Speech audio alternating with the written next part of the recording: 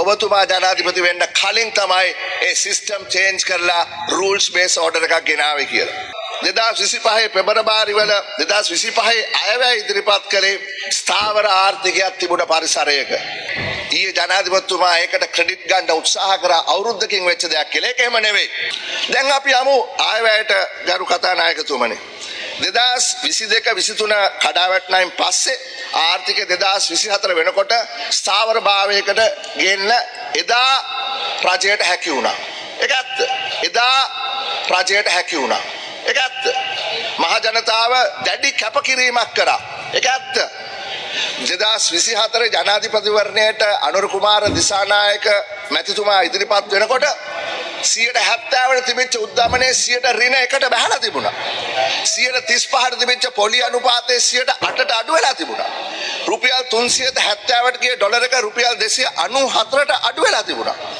හැබැයි ඊයේ ජනාධිපතිතුමා ඒකට ක්‍රෙඩිට් ගන්න උත්සාහ කරා අවුරුද්දකින් වෙච්ච දෙයක් කියලා. ඒක එහෙම නෙවෙයි. ඒ කරපු පුද්ගලයන්ට ඒ කැපවෙච්ච අයට ජනතාවට අපි ඒ ක්‍රෙඩිට් එක ලබා දෙමු. හැබැයි අද වෙනකොට ඩොලරය රුපියල් වලින් 307ට ගිහිල්ලා තියෙනවා. එන්න රුපියල බාල්දු වෙමින් පවතිනවා. ඉතින් ස්ථාවරභාවය අත් වශයෙන්ම ක්‍රියාත්මක කරනවා නම් කොහොමද ඒක කරන්න කියන එක ජනාධිපතිතුමාට කල්පනා කරන්න සිද්ධ වෙනවා. ඒත් එක්කම පාඩු ලැබමින් තිබිච්ච රාජ්‍ය ආයතන ලාභ ලබන ආයතන බවට පරිවර්තනය වෙලා තිබුණා. මම දැක්ක සමහර മന്ത്രിවරු මේ දවස්වල කියනවා මෙන්න බලන්න මෙන්න මෙහෙම ලාභයක් ලබා ගත්තා කියලා. ලංකා විදුලි බල මණ්ඩලයේ පාඩුව 2022 මිලියන 200 සමා වෙන්න බිලියන 298යි පාඩුව. 23 ලාභය 61යි බිලියන 24 ලාභය 144යි බිලියන. පෙට්‍රෝලියම් එකේ 22 පාඩුව බිලියන 617යි 23 ලාභය බිලියන 120යි 24 ලාභය බිලියන 33යි.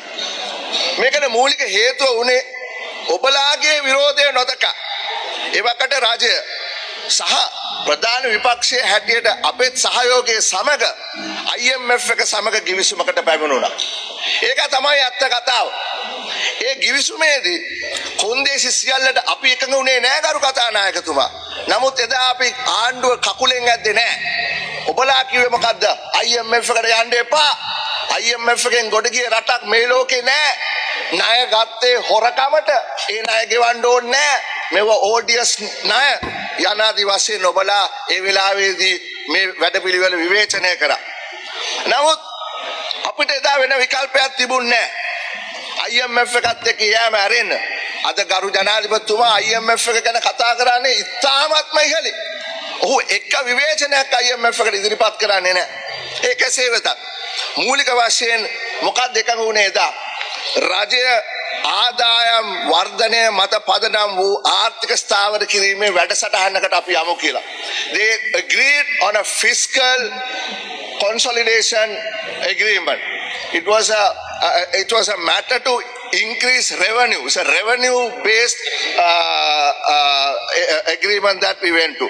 සහ විදුලි බල මණ්ඩලයේ පෙට්‍රෝලියම් එකේ වගේ ආයතන වල පිරිවැයට ප්‍රකාරව මිලක් විදුලියට සහ ඉන්ධනයට නියම කරන්න. අපි කියනවා cost recovery pricing කියලා. මේ කටයුතු සඳහා රජයේ මූල්‍ය කළමනාකාර පනත Public Finance Act, රාජ්‍ය ණය කළමනාකාර පනත Debt Management Act, ඊළඟට විදුලි බල පනත සම්මත කරගත්තා. ඒවා එදා JVP කට්ටිය NPP කට්ටිය මේකට විරුද්ධ වුණා. නමුත් ඒක නිසා තමයි අපිට අද මේ ස්ථාවරභාවය ලබා ගන්න හැකි වෙලා තියෙන්නේ. ඊට අමතරව මහ බැංකුව ස්වාධීන කිරීම හදහා මුදල් අච්චු ගැසීම නවත්තන්න ශ්‍රී ලංකා මහ බැංකුව පනත සම්මත කරගත්තා. ඔබලාගේ දේශපාලන කණ්ඩායම එදා මේකට සම්පූර්ණයෙන්ම විරුද්ධ වුණා.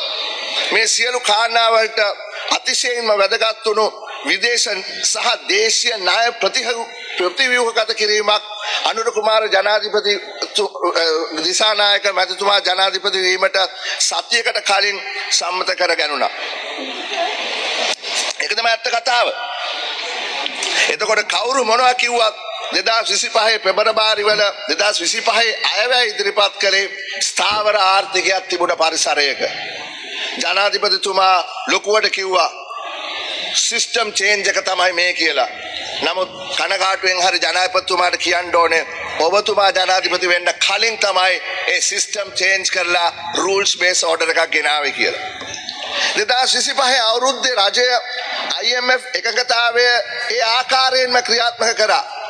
ද්විපාර්ශ්වික ණය සහ ස්වෛරී බැඳුම් කර ISP ණය වචනයක්වත් ඉලක්කමක්වත් ඒ එග්‍රීමන්ට්ස් වලින් වෙනස් කරේ නැහැ. අපේ මැක්‍රෝලින්ක් බොන්ඩ් එකක් කියලා අලුත් ඉන්ස්ට්‍රුමන්ට් එකක් ඉදිරිපත් කරා. ඒක වෙනස් කරෙත් නැහැ. ඒ හරහා 2025 වසර පුරා ආර්ථිකයේ ස්ථාවරත්වය රැකගන්න බොහෝ දුරට රජයට හැකි වුණා. මම නැවතත් කියනවා ඒක හොඳයි.